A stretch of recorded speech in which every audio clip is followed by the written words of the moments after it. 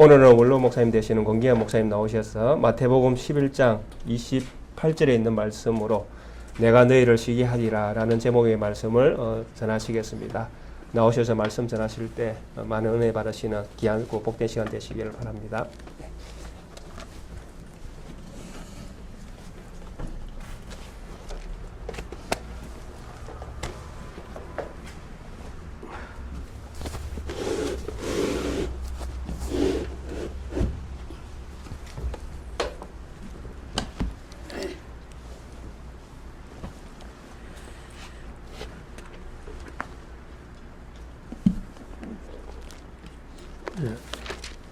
말씀 마태복음 11장 28절.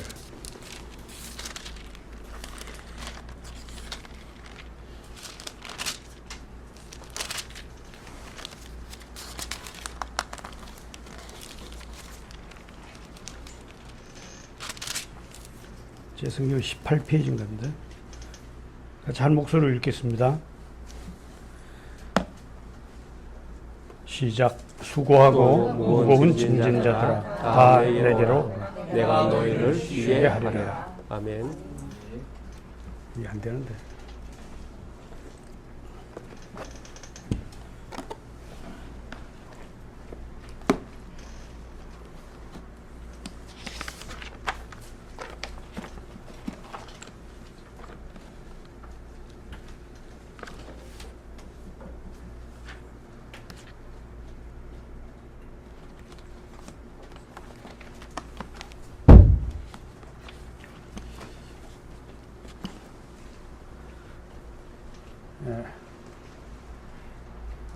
오늘은 우리 기독교 교리의 아주 기초적인 것을 가지고 말씀을 증거하도록 하겠습니다. 다 아는 내용이라고 생각하시는 분들은 나름대로 자기 신앙을 이 말씀에 비추어서 다시 한번 성찰하고 또 믿지 않는 자들에게 전도할 때에 참고하시기 바랍니다. 세상을 살아보니까 여러분은 어떻습니까?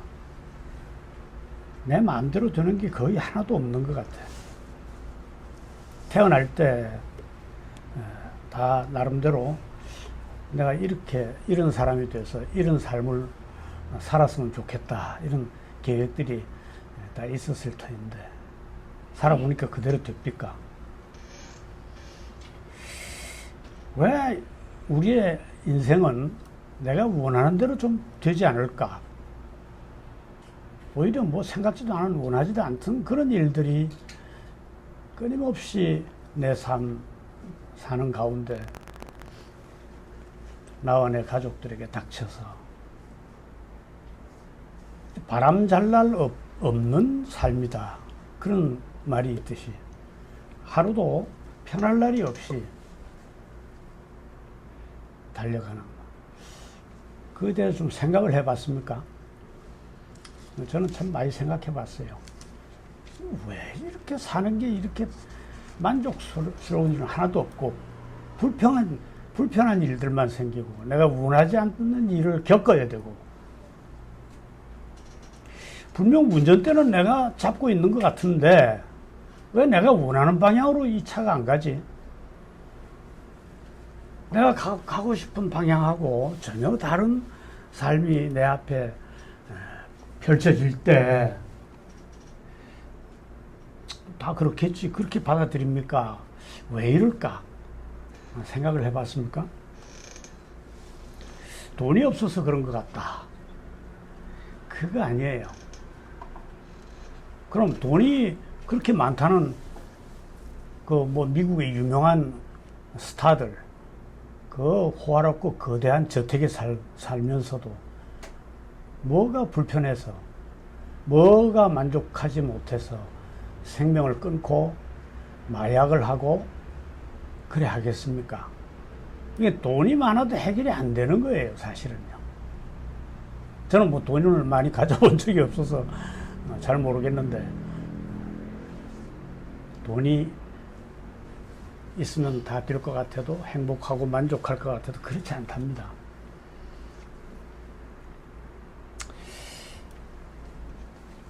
바람과 파도가 끊일 날이 없는 거대한 바다 위에 떠 있는 작은 조각배 같은 그런 신세가 우리 인생 아닐까.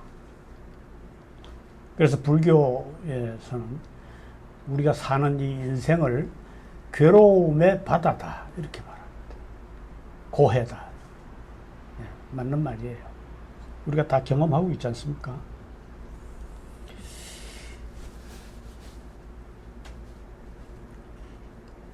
사실 우리는 지금도 내일 아직 앞으로 닥칠 날에 우리에게 어떤 일이 다가올지 아무도 모릅니다. 어느 날 갑자기 내 가족들이 또 내가 원하지 않던 질병에 걸려서 사고를 당해서 고통을 겪을지 이거 아무도 몰라요, 사실은.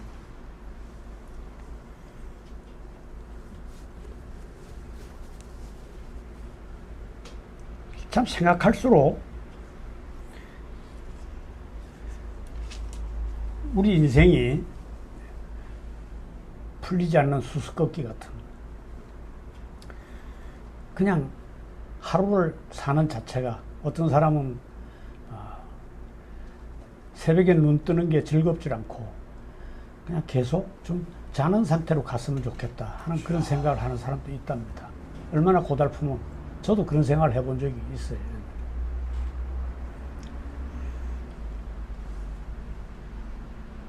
모든 부귀와 영화를 다 누렸던 왕이라고 하는 솔로몬 왕이 그 아들들을 교훈하는 책, 성경에 있는 그 전도서에 보면은요, 자기 아들들에게 이렇게 말했습니다. 인생이라는 것은 헛되고 헛되니 모든 것이 헛되도다. 마치 바람을 잡는 것과 같다. 그렇게 말했습니다.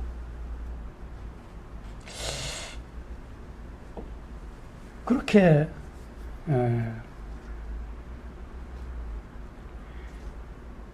모든 부귀와 영화를 그만하면 만족할 만도 한 그런 인생을 산 솔로몬도 그렇게 고백을 했어요. 자기 자녀들에게 가르치면서.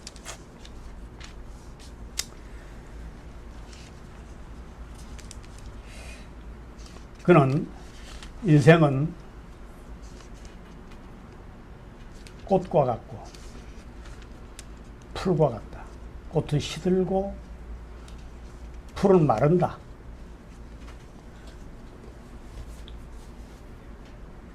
그런가 하면은요, 원하지 않는 시간에 우리에게 다 죽음이 닥쳐온다는 겁니다. 죽지 않으려고 하는데, 다 안 죽으려고 조금이라도 더 살려고 여러 가지 노력을 해보지만 원하지 않는 시간에 불시에 죽음이라는 게 우리 앞에 찾아온다는 것입니다. 이게 도대체 왜 이럴까? 나이가 많다고 뭐 죽음이 찾아오는 게 아니고요. 정한 시간이 없어요. 어린아이들도, 애기들도 죽는 경우가 있고요. 청년들도 죽음을 맞은 수 허다하지 않습니까? 이게 나의 인생, 내가 나의 주인이라면은 왜 이런 일이 일어나겠습니까? 내 생명의 주인이 만약 나라고 한다면은 그 생명이 왜 내가 원하지 않는 시간에 나를 떠나는 걸까? 그죠? 이거는요, 첫째, 우리의 인생이 주인이 내가 아니라는 겁니다. 우리는 내가 내 것 같지요. 나의 소유는 내가 아니라는 것이에요. 그러니까 내 마음대로 안 되죠. 내 마음대로 될 것 같은데 이 사람은 내 마음대로 되는 게 별로 없어. 내가 원하는 대로 되는 게. 바울은 그렇게 고백했잖아요. 오호라 나는 곤고한 자로다. 정말 피곤하고 짜증난다 이 말입니다. 왜 내가 원하는 선은 행해지지 않고 한다는 게 나는 계속 죄 짓는 일만 할까? 그래서 그도 역시 자기 인생을 스스로 짜증난다 그랬어요. 짜증난다고.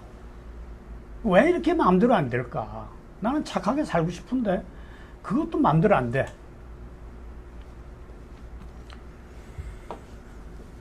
사실 내 생명의 주인이 내가 아닙니다. 우리는 난 줄 알고 있죠. 이게 내 몸이 아니라 이 말입니다.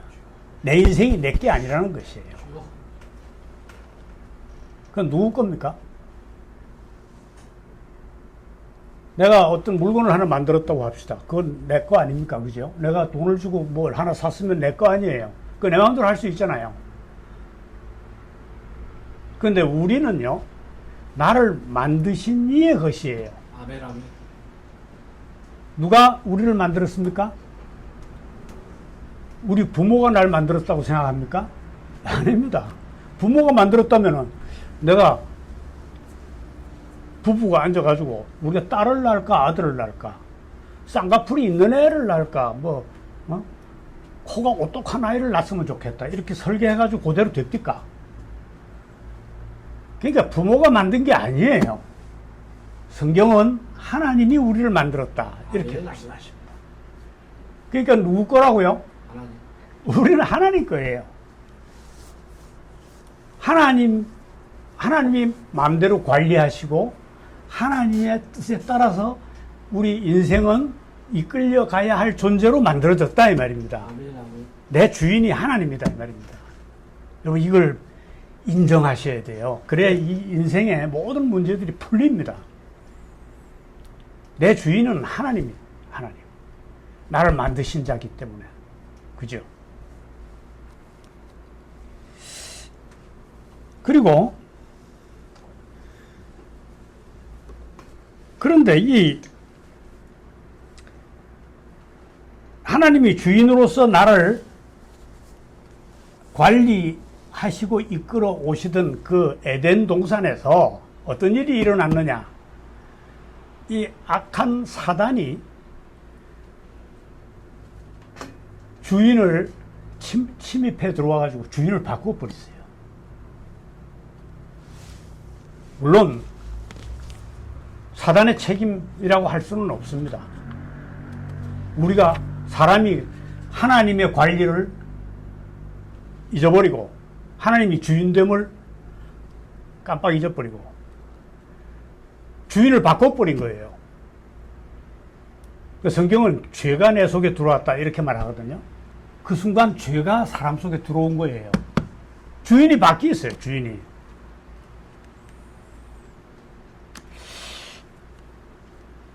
이게 주인이 바뀌다 보니까 지금 모든 인간들은 그 순간부터 시작해서 태어나면서부터 주인이 바뀐 가짜 주인이 돼가지고 태어나는 거예요. 이 세상에. 어린아이들 한번 보십시오. 그 천진무구하고 어린아이들 보고 천진무구하다는 말 아무 죄가 없다 이 말입니다. 아니에요. 어린애들도 죄를 행해요. 보면은요. 자기 엄마인데도 지 먹을 거 뺏어가면 막 뭐라 하고요. 옆에 애들 막 두둑이 패고요. 지 맘대로 안 되면 막 짜증 부리고 막 뒹굴고요. 그 뭐 천진무구한 애가 그런 죄를 범할까요? 태어날 때부터 그 죄를 가지고 태어나기 때문에 그렇다 이 말입니다. 자, 텔레비 보다 보면은요, 뭐 흉악한 범죄에 대한 뉴스들이 있지 않습니까? 그거 보면서 어떻게 인간이 사람의 탈을 쓰고 저런 짐승같이 짓을 하느냐 하고 우리는 이야기할 수 있어요. 그런데 한번 생각해 보십시오. 우리는요, 다른 사람이 잘못한 거는 보면서 잘 판단을 해요. 잘했다 못했다 뭐 어떻게 저렇게 할 수 있느냐 이래 하지만 정작 가장 중요한 자기 자신에 대해서는 잘 몰라요. 자기 자신을 여기다 딱 두고 이렇게 나를 살피는 이걸 뭐라냐면 뭐 어려운 말로 메타인지 능력이라는데 나를 객관화해 놓고 남은 잘 살피는데 나는 잘 안 살핀다 이 말이에요. 사실 어떻게 보면은요 모든 죄가 작건 크건 간에 그 사람이 왜 그런 죄를 지을까요? 나고 남이고 그런 죄를 짓는 거는 내 속에 이미 주인이 하나님이 아니고 죄가 내 주인이 돼서 들어와 있기 때문에 우리가 하는 모든 행동은 죄로 나타날 수밖에 없어요. 나는 태어나서 남의 물건을 훔친 일도 없고 나쁜 생각을 한 적도 없고 어려운 사람 많이 도와주고 그래 한 것 같은데 사실은요 그것들조차도 다 죄일 수가 있어요. 내 속에 나를 주관하는 죄가 떠나지 않는 이상은 내가 하는 인생의 모든 일들은 다 실수고 실족한 거예요. 넘어지. 우리는 그래서 그냥 내 속에 주인이 바뀌지 않으면 죄밖에 질 수가 없어요. 여러분 사과나무에서 어떻게 배가 열리겠어요? 그죠? 사과나무에는 사과 열매가 왜 사과 열매가 열립니까? 사과나무기 때문에 우리가 죄인이기 때문에 죄를 질 수밖에 없는 그런 신세들이다 이 말입니다. 사람은. 그래서 남의 죄를 보고 물론 잘했다 할 수는 없지만 그렇게 비평할 수도 없어요. 사실은 나도 똑같으니까 내 속에 죄가 나를 주장하는 이 일을 벗어나지 않는 이상은 모든 사람이 죄 가운데 살다가 죄 가운데 죽게 돼 있어요. 평생 죄 짓다가 죽는다 이 말입니다. 영웅호골도 절세의 미인도 그냥 죄만 짓다 죽는 거예요. 세계 가장 큰 부자도 평생 모든 사람을 도와준 이 선행을 한 사람들도 그냥 죄 가운데 살다가 죄인의 대가로 인생을 마칠 수밖에 없습니다. 이걸 아셔야 돼요. 우리가 전도하려고 당신은 죄인입니다 이렇게 얘기하면은 이 멀쩡한 날 보고 왜 죄인이라고 해? 이래서 사람들이 당황해 하죠. 그렇게 하지 마시고 이게 알아듣도록 설명해야 돼요. 알아듣도록. 우리가 하나님 앞에 나오지 않는 이상은 모두 죄인들입니다. 당신을 지금 주장하는 사람은 당신이 아니고 죄입니다. 죄가 당신의 인생을 지금 이끌고 가고 있습니다. 그래서 거기서 벗어나지 않는 이상, 주인이 바뀌지 않는 이상은 나는 평생 그놈한테 끌리다니다가 인생을 마칠 수밖에 없습니다. 그게 아직 예수 믿지 않는 사람들의 상태예요.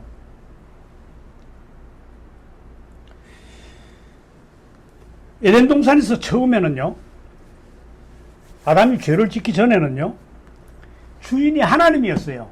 하나님이 늘 아담과 하와를 이끌고 관리하셨다 이 말이죠. 진짜 주인이, 참 주인이, 그죠? 참 주인으로서 선하게 살도록, 건강하게, 또 영원히 살도록, 뭐 하나님과 같은 영원성은 아니지만 영원성을 지닐 수 있는 가능성까지 있었어요. 인생을 그렇게 만들었다 이 말이에요. 천사가 이거를 굉장히 시기했죠. 루시퍼라는 천사가. 왜 나는 사람은 하나님의 형상으로 만들면서 나는 하나님의 형상으로 안 만들었는가? 이 시기심이 있던 한 천사가 타락해가지고 아담 속에다 죄를 집어넣었잖아요. 그죠? 어느 날 아주 간악한 침략자가 주인이신 하나님 대신에 나를 차지하고 나의 주인으로 행세하게 된 것입니다. 이게 이 온 우주에 있어서, 온 역사에 있어서 가장 비참한 일이 일어난 거죠. 실은 저 악한 마귀 때문, 죄 때문입니다. 이렇게 책임을 우리가 회피할 수가 없어요. 거절할 수 있었는데 안 했거든요. 그죠? 실은 아담과 하와를 꾀었지만 그 꾀에 넘어가지 말았어야죠.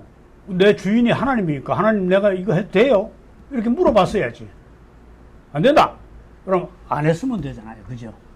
그래서 영원성에 대한 가능성이 있었는데 하나님과 같은 영원성하고는 물론 차이가 납니다만은 사람에게 죽지 않고 영원성, 하나님만 가지고 계시는 영원성을 우리도 가질 수 있는 가능성이 있었어요. 그러니까 죽음이 우리를 찾아오지 않을 수도 있었다 이 말입니다. 그런데 이 죄의 꾀임에 넘어가면서 내 주인을 하나님이신 주인을 몰아내고 악한 주인을 내 주인으로 삼는 그 순간부터 우리는 이 모든 것을 다 잃어버렸어요. 이건 단테라는 사람은 낙원을 잃어버렸다. 신낙원이라죠. 이게 보통 얘기가 아닙니다. 우리 인생의 모든 어렵고 힘든 일들은 결국은 여기서부터 시작이 된 것이죠. 그러니까 잘 생각해야 돼요. 그때부터 사람들은요,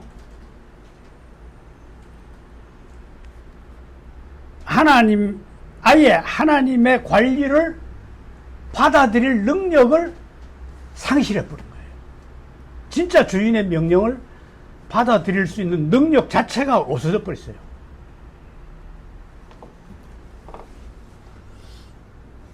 그냥 이 악한 가짜 주인의 명령에 복종해서 죄밖에는 지울 수 없는, 마치 사과나무가 사과 열매를 맺듯이 우리는 죄밖에 지울 수 없는 그런 신세로 추락했다 말이죠. 이걸 타락이라 하죠. 타락. 여러분, 인간은 선한 일을 해서 의로운 삶을 살 능력을 상실했다. 어떤 사람이 이런 질문을 하더라고요. 태어날 때부터 착한 일만 하는 아주 착한 사람도 있지 않습니까? 그렇게 보이죠. 여러분, 선한 일은요, 하나님이 시키는 일을 했을 때 그게 선한 게 되는 거예요. 아멘. 그러나 하나님이 주인이 아닌 사람이 착한 일을 해도 그건 하나님이 시킨 일은 아니거든요. 그렇기 때문에 그 사람은 선한 일이 아니에요. 엄청 착한 사람들 있잖아요. 아, 그 사람들은 예수 안 믿어도 천국 가겠네. 천만의 말씀입니다. 똑같아요. 지옥 가는 거. 왜? 그 사람이 한 선한 행위는 하나님이 시켜서 한 일이 아니거든요. 주인의 명령에 따라서 한 게 아니고 지가 지 주인을 위해서 한 일이에요. 이것은 다 죄예요. 죄. 하나님이 시켜서 한 일을 했을 때 하나님의 관리 아래 했던 모든 행동이 선한 일이고 의로운 일이다 이 말이죠. 이 세상에는 의인은 하나도 없다. 성경은 그래 말합니다. 의인은 없어요. 우리 옆에 사는 사람 엄청 착한 사람이 있던데 그 의인 아닙니다. 그 사람. 죄인보다는 낫겠지만, 자, 똑같은 죄인이다 이 말이죠. 그러니까 인간은 죄밖에 지을 수 없는,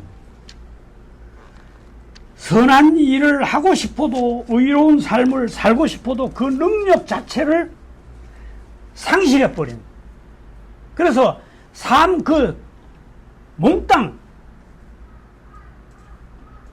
하나님께로 나오지 않은 자의 모든 삶은 몽땅 다 죄예요. 죄덩어리예요. 죄덩어리.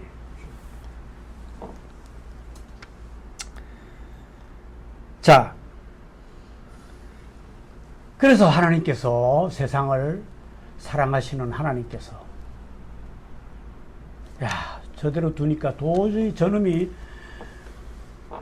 내가 사랑하긴 사랑하는데 저대로 둬서는 지 혼자서 저 굴레에서 도저히 빠져나갈 수 없겠구나.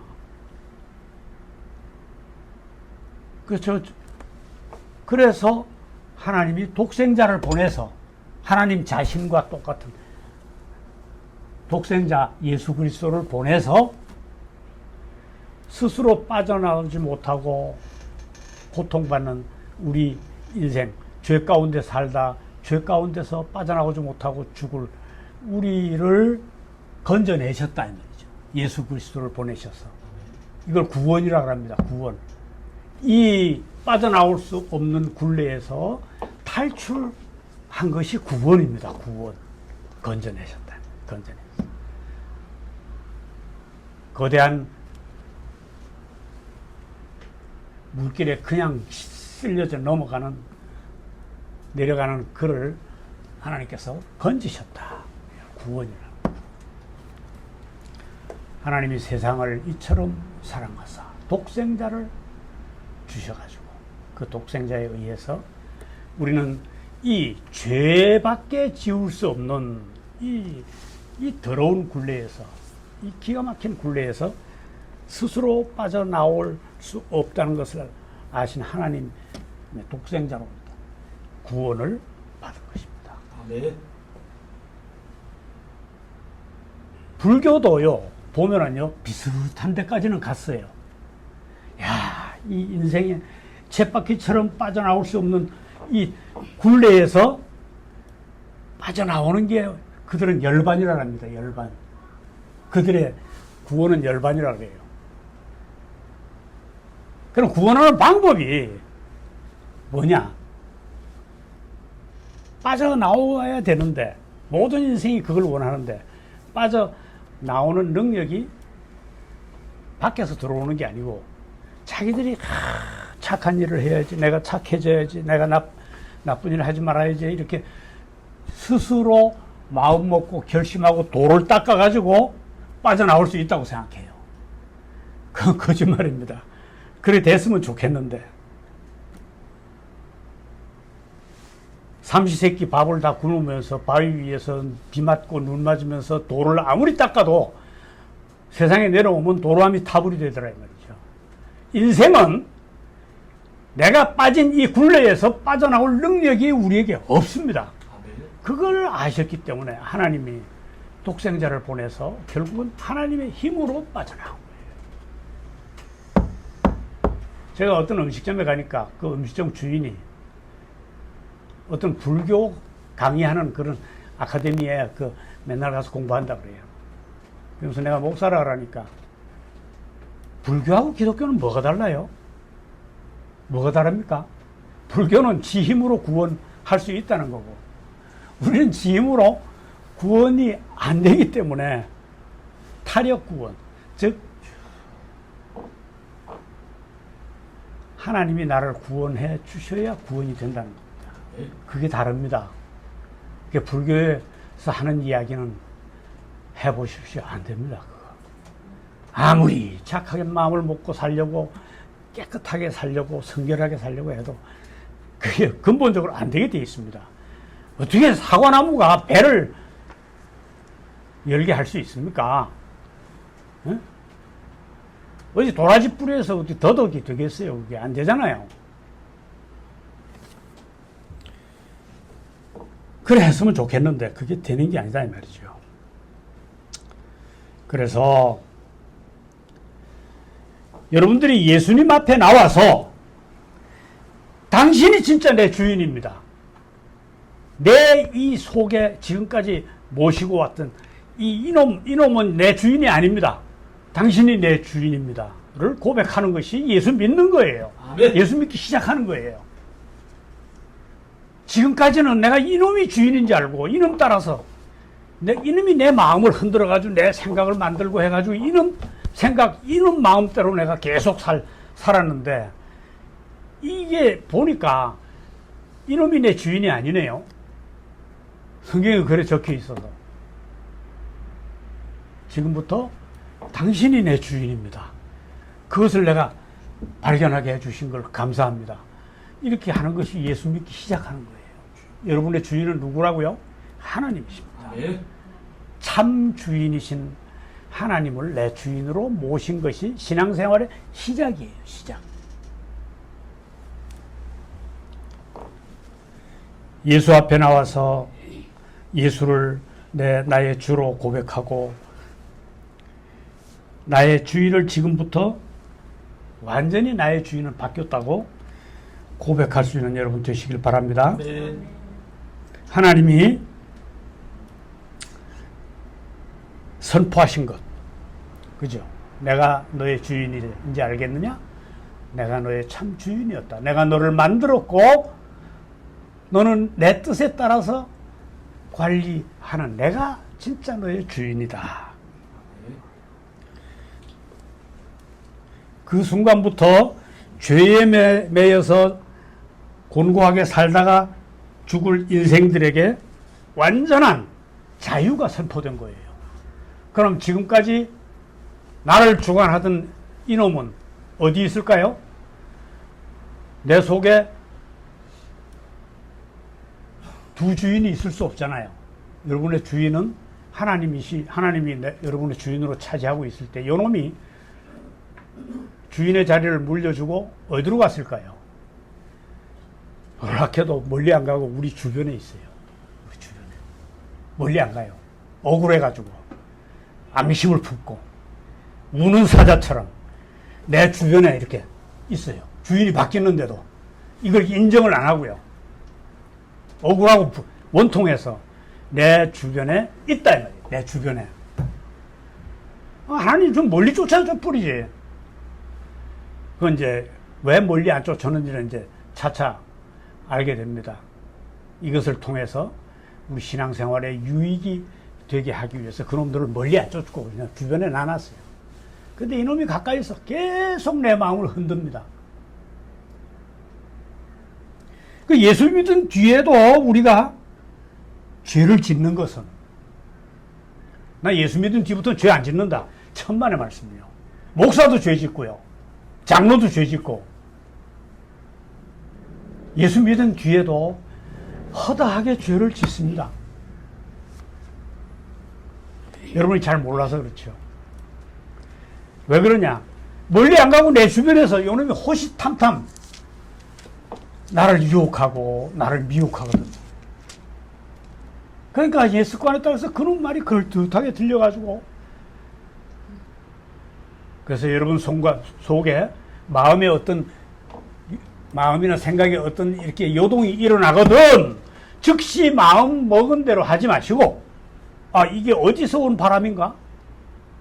여러분은 그냥요 파도와 바람이 끊기지 않은 넓은 바다 위에 띄워진 하나의 조각배가 똑같아요. 그래서 이게 막 흔들릴 때 흔들리는 대로 하지 말고 내가 흔드는 게 아니에요. 요거 내 주변에 있는 요놈들이 멀리 안 가고 나를 흔드는 거예요. 이게 누가 흔들어? 어디서 온 바람인가? 여러분 생각과 마음에 어떤 요동이 일어나거든. 이게 내 참 주인이 나를 흔드는 것인가? 이 악한 놈이 멀리 안 가고 내 주변에서 나를 흔드는 것인가? 이거를 판단하라 이 말이에요. 주여. 성경에 보면은 3번 생각하고 1번 행동해라 한 말이 있거든요. 3, 4, 1원이라고요. 그래서 무슨 말을 하든지 행동을 하든지 뭐를 결단할 때 당장 하지 말고 항상 3, 4라는 것은 완전하게 생각하라 이 말이에요. 이 바람이 어디서 온 것인가? 가짜 주인에서 온 것인가? 진짜 주인이신 그분에게서 온 바람인가? 이 내 마음의 흔들림이 어디서 온 것인가? 이거를 예수 믿기 시작한 사람들은 반드시 해야 됩니다. 그렇지 않으면요, 예수 믿은 뒤에도 허다하게 죄에 속고 넘어지게 되어 있습니다. 지금 뭐 많이 넘어져 봤기 때문에 잘 알아요.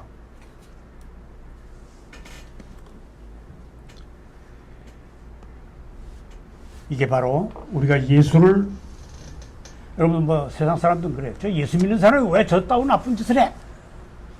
예수 믿은 뒤에도 왜 사기를 쳐?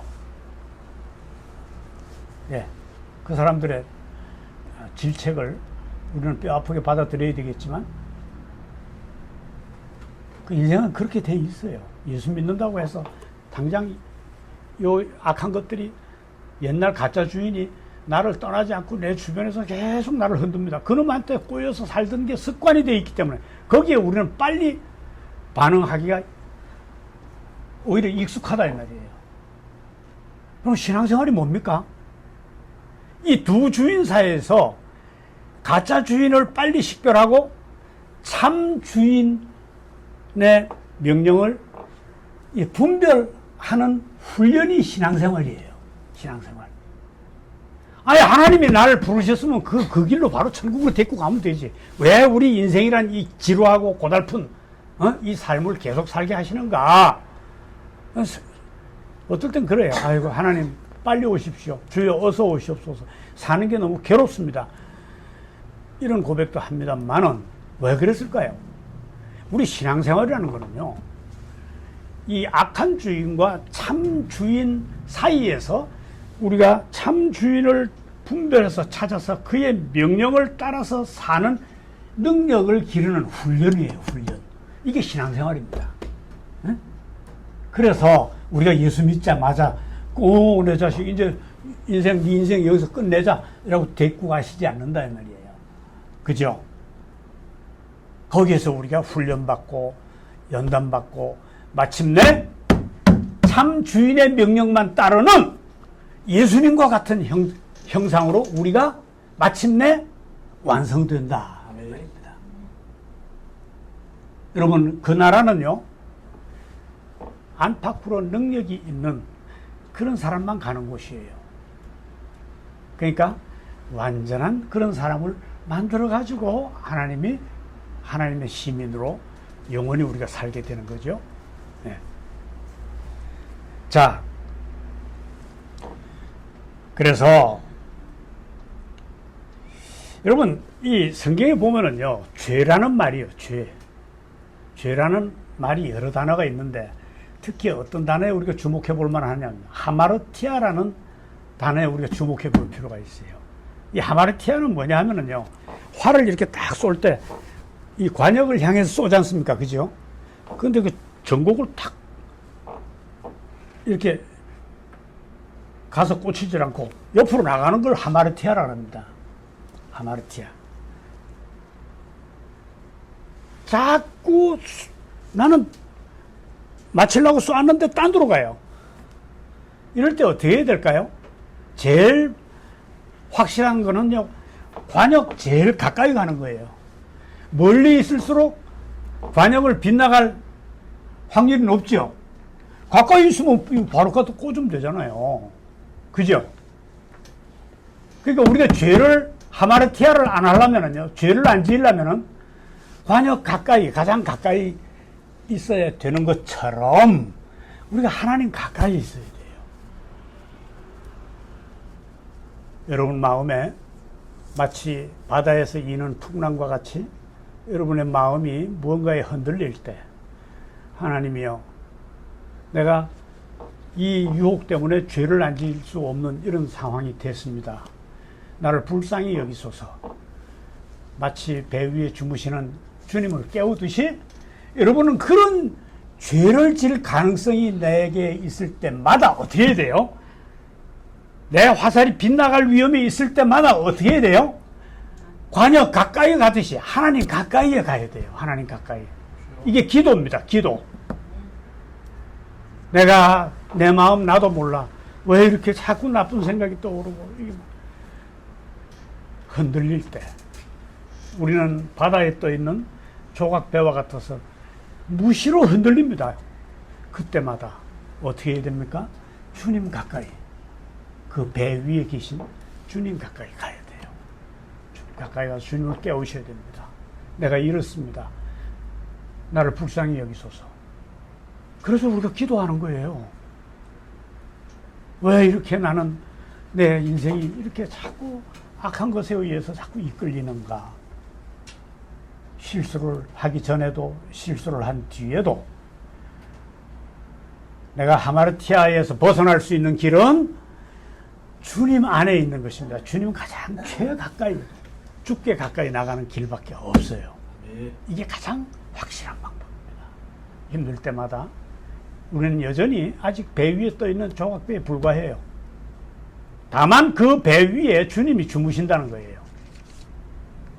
다른 사람들은 그 배 위에 주님이 없어요. 주인이 사단이라는 놈이 그 타고 있어요. 가짜 주인으로. 내 조각배에는 하나님이 계신다는, 그래서 우리는 죄를 범하지 않을 자유, 그 가능성이 우리에게 보장된 사람들이에요. 그래서 죄의 세력에 지지 마시고 항상 승리하는 그런 삶을 살아야 된다 이 말이죠. 어떻게 해요? 내가 이를 악물고 내가 나쁜 일 하지 말아야지, 이게 되는 게 아니에요. 주님께 나가서 기도하고 나를 불쌍히 여기소서. 나는 이 파도를 이길 수 없습니다. 내가 이 어려운 일들을 내가 해결할 수 없습니다. 내게는 나를 사랑하시고 나를 불쌍히 여기시는 나에게 은혜를 베푸소서. 그게 기도예요. 기도. 그래서 자주 기도하시고, 이 예배도 주님께 가까이 가는 게 예배거든요. 예배라는 뜻이 주님께 가까이 나가는 거예요. 나의 참 주인이신 그분에게, 온 우주에 가장 큰 능력을 가지신 그분 앞에 내가 나가는 거예요. 나가는 게 이게 예배입니다. 그걸 하나님이 너무 좋아하시고, 여기 나와서 당신이 나의 진짜 주인이십니다. 나는 당신을 사랑합니다. 나는 당신이 너무 좋습니다. 하나님 밖에는 내가 이 세상에 의지할 게 없습니다. 이렇게 하는 게 예배입니다. 예배. 그러니까 여러분, 예배를 사모하십시오. 예배를 일주일에 우리가 참 힘들어서 한 번밖에 못 드리지만, 여러분 삶 자체에서 늘 주님 앞에 나가서 주님과 함께하는 그런 예배가 여러분 삶이 되시기를 주의 이름으로 축원하는 것입니다. 아멘. 죄질 수밖에 없는 인생, 우는 사자처럼 내 주변을 떠나지 않고 계속 내 배를 흔드는 저 악한 것들 속에 우리는 너무 연약해요. 그러나 우리가 탄 이 배 위에는 하나님이 계신다 이 말이죠. 그 주무신 하나님을 깨우는 여러분의 삶이 되시기를 바랍니다. 네. 이런 삶을 한 번 겪는 게 아니고 자꾸 겪어요. 왜 그럴까요? 훈련은 한 번 해서 되는 게 아니잖아요. 그죠? 그래서 자꾸 이런 일이 생기고 그때마다 주님께 달려가는, 주님의 이름을 부르는, 그게 신앙생활이에요. 그것을 통해서 하나님은 나를 완전히 다른 사람으로 변화시킨다 이 말이에요. 그죠? 거의 예수님과 같이, 예수님과 같은 인격으로 우리를 다듬어내신다. 이런 놀라운 계획이 여러분 한 사람 한 사람에게 있습니다. 지금부터 여러분을 주장하는 참 주인이신 주님께 늘 나가서 이 험한 파도와 쉴 날이 없는 끊임없이 불어오는 이 풍랑 속에서 여러분들이 단련받고 연단받아서 정금과 같은 믿음으로 마침내 하나님 앞에 나타나는 여러분 삶이 되시기를 주의 이름으로 축원합니다. 아멘. 기도하겠습니다. 자비로우신 아버지 하나님, 왜 이 곤고한 삶 속에 저희들이 마치 돛대 없는 배처럼 근심과 걱정과 불만과 스트레스가 계속되는 이 삶을 살아야 되는지 말씀을 통해서 저희들이 깨닫게 됩니다. 이 속에서 우리가 나의 참 주인 앞에 나가는 이것이 완전히 우리 이 속에서 훈련 받아서 완전한 사람으로 나를 만드시려는 하나님의 아름다운 계획이 우리 속에 있음을 깨닫고 날마다 내 주를 가까이 하는, 나의 주님을 가까이 하는, 어떤 일이 있을 때도 늘 주님께서 떨어져 있지 않는 그런 삶이 될 수 있도록 주님 우리를 늘 은혜 가운데 있게 해 주시옵소서. 흔들릴 때마다 힘들 때마다 주의 이름을 부르는 이 믿음의 자녀들이 다 되어서 아름답게 변화된 모습으로, 연단된 모습으로 정금같이 주님 앞에 나타날 수 있는 삶이 될 수 있도록 이 시간부터 축복해 주시옵소서. 예수님의 이름으로 간절히 기도하옵나이다. 아멘.